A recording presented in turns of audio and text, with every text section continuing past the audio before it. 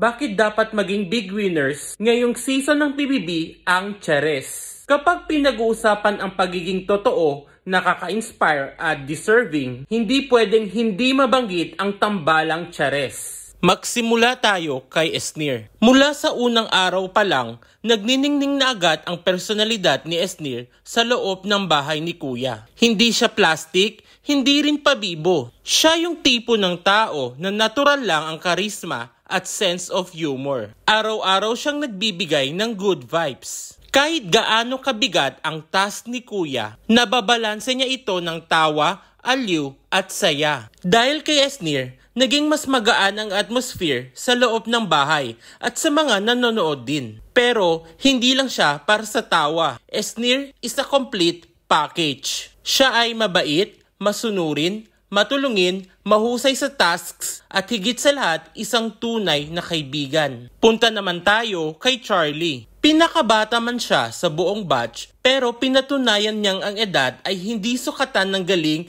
maturity at leadership. Si Charlie ay hindi lang cute at charming. Siya ay may utak, may puso at may determinasyon. Sa bawat task, kitang-kita ang kanyang dedikasyon at sportsmanship. Hindi siya nagpapahuli, hindi siya umaatras at lalong hindi siya umaasa lang sa looks. She shows up, steps up, and levels up. Sa loob ng bahay ni Kuya, si Charlie ang boses ng kabataan na may pangarap, tapang at prinsipyo. Kaya naman, solid ang Chares duo. Dalawang housemates na magkaiba pero magka-complement. Si Esnir ang energy, si Charlie ang focus. Pero pareho silang may puso, may koneksyon sa tao at may tunay na kwento. Sa dami ng housemates, Chares ang pinaka naging relatable, tunay at inspiring para sa marami. Kaya ang tanong, sino ang gusto mong maging big winners? Kung ang sagot mo ay Chares,